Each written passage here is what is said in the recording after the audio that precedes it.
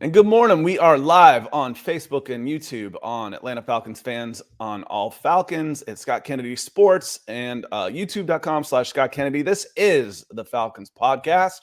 We go live every Monday morning at 9:05-ish and Wednesday morning at 9:05. And we talk for about 30 minutes on Mondays. We go for about an hour on Wednesdays. So please come join us live if you're listening to this after the fact. We'd love to have you join the conversation, like Jacqueline has with her super sticker coming in nice and early.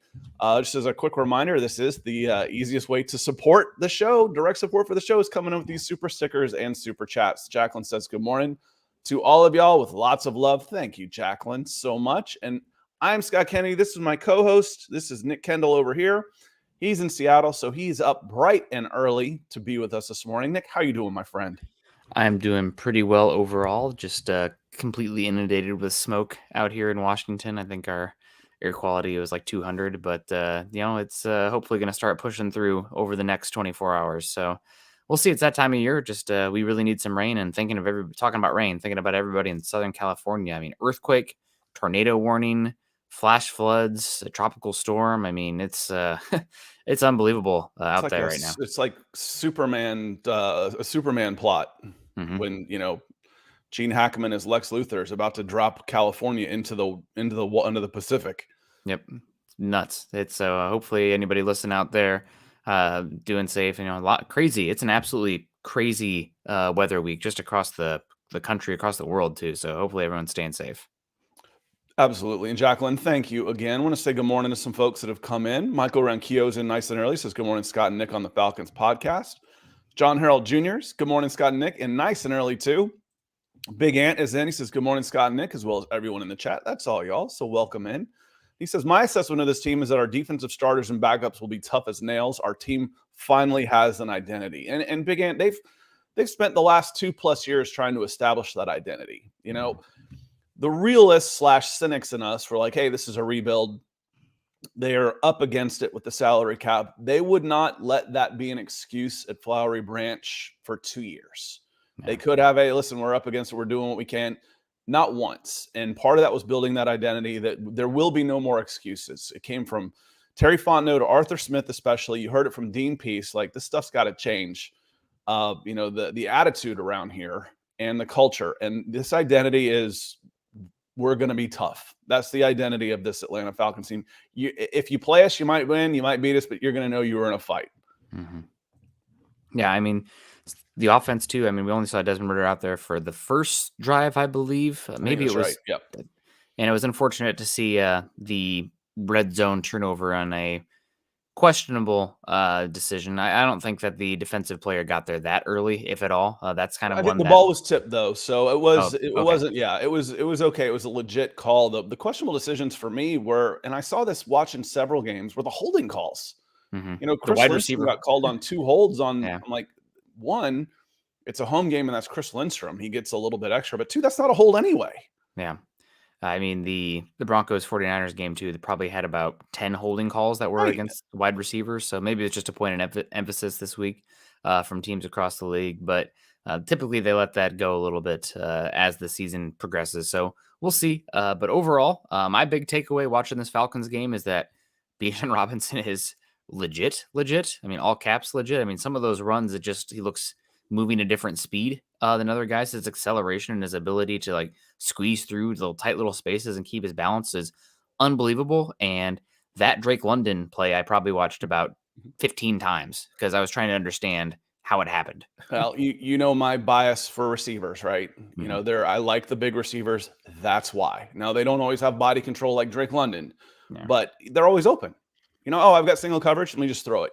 Let me give my guy a chance to go and do that. And you're going to get single coverage when you've got Bijan Robinson coming up the middle. And if Bijan Robinson was 190 pounds scat back, he'd be in the NFL because he's got the vision, the hands, the quickness, the change in direction. The fact that he's 220, 225 with legs like this and can run through arm tackles on top of it is just what makes him so special. I mean, he's a third down back who's not just a third down back. He's got all of those qualities of elusiveness to go with the power. He's the total package. He really is.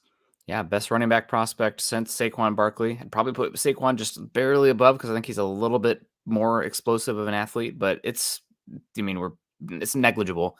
So Bijan, excuse me, I gotta get that right. Looked incredible in that first game. I think he played 12, 15 snaps, something like that. But overall, if you played the first quarter, the first series, you played about 25 snaps. Yeah. So we talked about Desmond Ridder only played the first series. Well, hell, that was about 13 minutes. Between, I think they went 110 yards in that went 110 yards of offense and didn't score. So it was a little sloppy, but there was a lot to see there. I think he completed. I think Ridder completed 7 passes and hit 5 different receivers. Yeah, including Mac Hollins, who also looked good. It's just there's a lot of weapons out there. Yeah, I was really I like Mac Hollins' hair sticking out there. That number 18, it's a good look for him. I remember him coming out of North Carolina. Yeah, I think he had the buzz cut, so appreciate the flow coming out there. Wearing number 18, and he looks really good as well. So excited to see what they can do. I think the weaponry the Falcons have looks pretty darn good. The offensive line looks good, and Desmond Ridder looked competent to me. Now, just the eyeball test for me watching him. I think he made pretty good decisions overall. You love the athleticism. I think Arthur Smith did a good job of working the play action game, getting him moving with half field reads, kind of high-low with the side of the field that he's running to. His arm is just, it doesn't really pop for me watching it. There's a little bit of balls where it's like, maybe against better secondary starters or whatever, you'd be able to close the space a little bit, and there's going to be some contested balls. Not as much of an issue on rollouts, right? Because the space is less if you're throwing it to the boundary there. But overall efficient, looked competent, which is really what we're looking for from Ridder this season. That's really all you need. Want to keep saying, again, considering it's his first action of the preseason, his 5th start in his career, he looked good. Desmond Ridder looked just fine. Good morning, Terry. Wanted to say hello to. He says, "What a do, gang." Philip Hogginson checking in. Brandon Swank, he said Bijan Robinson was a monster. You just see it. It's not a matter of if, but when, he breaks through those first 2 lines, the hole opens up from the line of scrimmage. The offensive line gets him through the first level. One cut makes him get past the second level, and then he's gone. Just gone. Because by the time he's fast enough, but I've said before, breaking a tackle is worth more than 0.2 of a second on a 40. Because by the time the guys converging on a player are able to change directions and chase down a player that has broken a tackle, you've got 40, 50 yards. A 1/10 of a second and a 40 is a step. That's not much. And when you've got a 6-step lead, you're going to go a long, long way. Chris Walker says, "Good morning, everyone." Good morning to you, Chris. And Joe Cannon say, "Great morning, Scott and Nick." I want to be the first to say that Jalen Mayfield did a decent job on Friday night. He did a decent job. He still looks like a guard to me. I would still be looking for an offensive tackle in the offseason. But he's best when a guy is head up on him and he can engage and use his power. As far as his quickness goes and his agility, I think he looks much more agile, Nick, laterally. It's just, he doesn't strike me as a tackle in this league. He strikes me as he could become a decent guard in this league, an NFL guard that could hang around the league for a long time. He's a mauler, not so much a dancing bear. It's a little bit smoother, but it's just not super smooth in those pass sets, trying to get depth around the outside. So pretty good from him overall. I think, he can play tackle on a pinch, which is still highly valuable if he's, your fourth string tackle. Right now, he'll be your backup, but will be interesting to follow this season. Competent player, and you're happy to have depth that can come in and run block like he can, considering what the Falcons want to do. Was also really impressed with Tyler Bergeron in this game. He looks pretty darn good. There was, I think, a screen pass where he combo blocked and pulled out and looked really darn good getting into space. I think he's an excellent fit for this team. Has been called that a long time ago. So excited to see what he can do at left guard as well. The offensive line looks pretty darn good, even though you did lose a quality interior player. I think it was his very first run on Bijan where he starts off tackle right and then just one step, plants his right foot and cuts straight up left. Bergeron's crashing down on that play and pushes his guy all the way past where the center would line up and clears that lane, that cutback lane. And it's like, there's your two rookies right there. Mhm. McGarry and Lindstrom are going to handle their side. Yeah. Drew Dahlman in the center has been doing okay, but here comes Bergeron clearing out that cutback lane, and Bijan's gone. It's just like the things you really like to see. My friend Kyle T. Mosley, been thinking about you, dude. I hope you're okay. We're gonna try and let's hook up soon to do some Saints Falcons together when we start playing. I hope you are doing well. He says, Scott, what's your take on Robinson? My take on Robinson is he's come into the league super hyped for an Atlanta Falcon because, it's not like he went to, New York or Dallas or someplace, a big market, but he's come in with a lot of hype. And I think it's warranted. He's got the hands, he's got the balance, he's got the vision, he's got moves. He can bury his head in your chest and run you over. He can drop step and make you miss. He can catch in the open field. And when he does that, your 200-pound defensive backs are in deep doo-doo. Because even if they're able to lay a glove on him, he's stronger than them. He is a weapon and a half, a playmaker. Don't call him a running back. It should become like a rap song or something. Don't call me a running back. Yeah. The dude's just a playmaker. Tyler Algier is really good, so he's not going away, and he will help keep Bijan fresh. If it was just Bijan on this team, he'd lead. I believe he would lead the NFL in yards per scrimmage, but he won't have to on this team. Yeah, he's the engine, right? He's going to be the engine for this team for the next 4 years. We don't have to worry about that second contract just yet, but he looks like somebody, as long as he can stay healthy, is going to put your team in a really excellent spot. So excited to see him out there in that matchup, and should be a lot of fun to see in Bijan, as long as he can stay healthy out there, especially with Arthur Smith dialing up the running scheme and of course the offensive line that they have in front of them as well. Jeremiah's offense has a potential to be scary. This should be a good offense. It was a top 15 offense last year, scoring offense. I still say that. I'm like, really? It was? I'm like, yeah, it really was. It was a field goal away from being top 10. It will be better this year. Frankly, all three quarterbacks that were out there throwing the ball were better passers than Marcus Mariota. Now, Marcus Mariota, I think I had this discussion with Ryan online. Ryan says, Mayfield got rocked at left tackle. I don't want to see that experiment anymore. It'd be an emergency, break glass in case of, and I still think come September 1st, once guys clear waivers or you put in claims, there's going to be some more movement on the offensive line for this team to try and make sure that you've got your swing tackle after you lost Greenidge to the IR. But where was I going with this? It was offense, defense. Oh, that Mariota wasn't as bad as he just finished so badly that's how we remember. He had some decent games last year. Overall, he was okay. He wasn't like the worst quarterback to ever suit him up. I mean, he had 3 straight games, I think, where his rating was over 100. But he finished poorly. And then the way he left the team was such a bad taste in everybody's mouth. And then it hasn't gotten any better for him. That's for sure.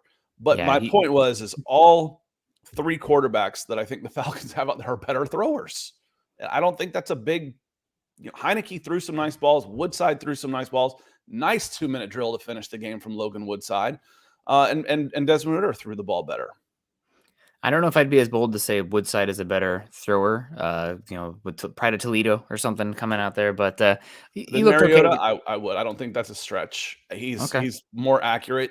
If I have a seam route that I need 20 yards on, and I've got a 5-step drop in a clean pocket, I would rather have Logan Woodside than Marcus Mariota, and it's not close.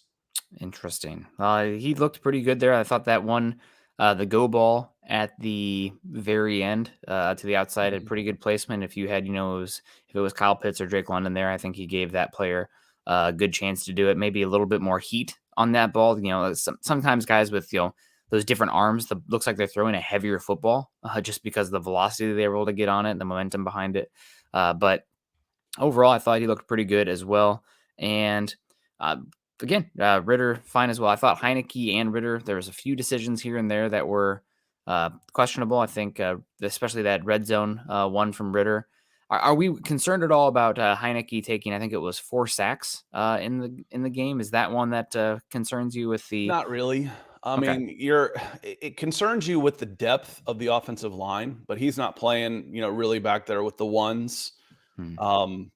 There's concern on depth with the offensive line. Does it concern me that Heineke was taking the sacks? Does the second team offensive tackles concern me? Yes, they do. Hmm. Do I think they have depth on the interior line? Yes, I do.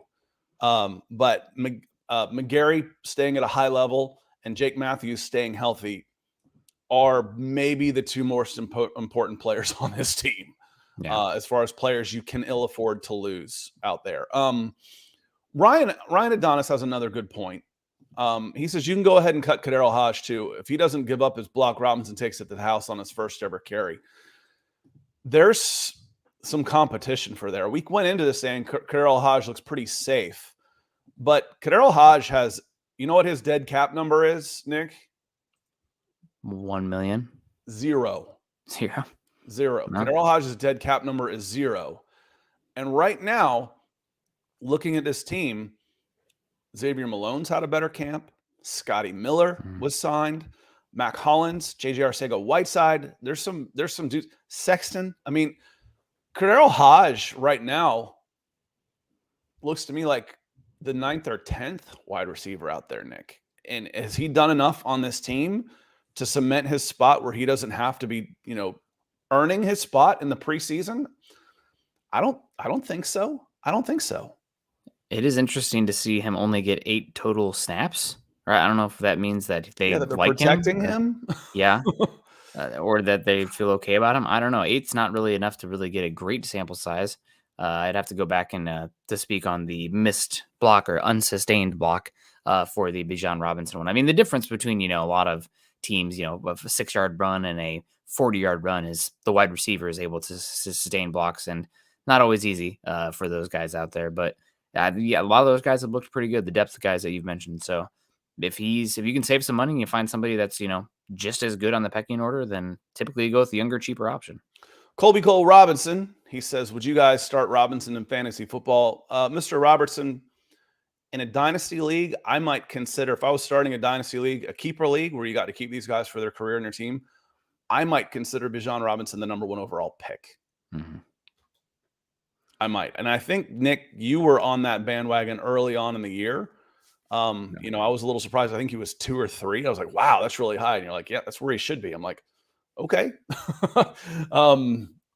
Yes, I would start. Bijan Robinson's not going to last. If you are in a dynasty league, he's going to be, the first guy taken because he will be the best available player that is coming out if you're in a keeper league. If you're in a new league, I don't think he'd be, a regular league where you're starting. He wouldn't be my number 1 overall pick just because he's got to split carries and stuff. But I think you're going to have trouble getting him out of the top 5. I really do. Yeah, looking at it right now, his ADP, average draft position, according to Fantasy Pros, is 9th overall. So I would be fine taking him in the top 5. Atlanta's going to ride the hell out of him. Yeah. And they're going to use him in the pass game.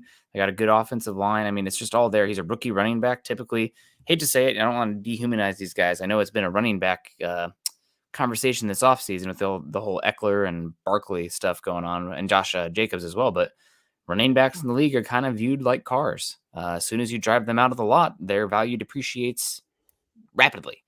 So Bijan, rookie season, ride him. You're going to use him a lot, and lean into the rookie season. It's possible. You never want to hope for this, but it's possible that this upcoming season is the best year he ever has as an entire career, just because he already had so many carries at Texas and whatnot. So hopefully not again. Hopefully it's an ascending player, year 3, 4, 5, 6, he's better. But that was a kind of conversation we had as well, right, Scott, with the draft pick with Bijan at 8. We've hit that one a long time about the long-term value. He absolutely is a win now draft pick. Yes, exactly. He absolutely is. You don't take a running back for the future. No. That's we need this guy the next 3-4 years. And you better get the most out of him. Bobby Carter, one of the more impressive players of the preseason, DeMarco Hellams, looking good through the first 2 weeks. Safety had another interception, supports the run well, is looking really good. Brandon says he's looking to make the team for sure. He'll make it. You rarely cut first-year draft picks, rarely. But even if he was an undrafted free agent coming in, he's making this team. Forget the fact that he's kind of got a safety status, no pun intended, a protected status coming in as a first-year draft pick. He's been really, really good. Good enough that I'm watching it. When I think of the defense, I feel like there's still a couple of spots that are not set in stone, Nick. And one of those spots that we talked about was Richie Grant's safety spot. Has he done enough to say, I'm writing his name in Sharpie as the starter for 17 weeks? And my answer to that is no, he hasn't. And DeMarco could come in and take that spot. Yeah, Richie Grant, one of the big concerns with him, and he did clean it up a bit last season, but one of the big concerns with him was his ability to tackle in space, and Helms has come out there and made some pretty damn good tackles on the limited sample size, plays on the ball as well, so I hope Grant feels a little bit of pressure. Obviously, Jesse Bates is safe, but that other spot, curious to see how it plays out, and I'm also curious to see if all three of these safeties are playing so well, if we start to see some dimebacker looks out there as well, trying to get three different safeties on the field. But he's looked really good. You should feel pretty darn good about those top three safeties on your roster, and a position that you can do okay through a wave of injuries. Not a wave, but you can keep your head above water if you do suffer an injury there for a little bit. Raymond says, good morning, guys. I believe there's a plan to solidify our depth in places needed. And there's been a lot of money spent. It's hard to fix everything, in one off season. The draft went offense. The draft has really gone towards the offense, and then the money has gone towards the defense and free agency, which was nice to be able to do that this year. One player I want to call out before we get to the ESPN preseason rankings, because then we're going to have to go. It's going fast today. We'll spend much more time on Wednesday getting into all this. LaCale London, a defensive lineman from the St. Louis Battlehawks. He was a former Chicago Bear. This year he had 33 tackles and 3 sacks, 5 tackles for loss for the Battlehawks. He was everywhere in the second half of the Atlanta Falcons. We want to talk about defensive line depth. Find a place for this guy. I've got a soft spot in my heart for underdog defensive linemen, period. Whether it was Abdullah Anderson, Grady Jarrett coming through. Abdullah was my guy the last 2 years. Last year for sure. This year, I'm on the LaCale London bandwagon. He made a play where he took on the guard, knifed through, had a tackle for loss. On the very next play, they line up with 4 down linemen, Nick, and London drops back into his zone coverage. He's 280 pounds, and he got in on the tackle on a pass play. Find a spot for this guy. And if I'll tell anybody, if there's any fans from any other teams that ever listen to this thing, make sure your team knows about this guy, because if they cut him and try and sneak him onto the practice squad, snap him up. Mm-hmm.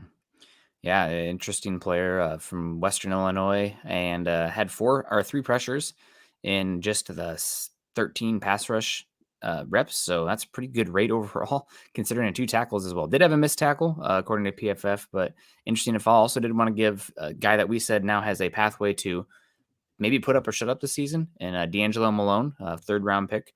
Western Kentucky had 4 pressures in the game as well. And pressures, sacks, you're playing for sacks at the end of the day, right? But pressures are much more sustainable and predictable. Sacks can be pretty darn volatile. So 4 pressures from Malone, worth keeping an eye on. I thought Malone was okay.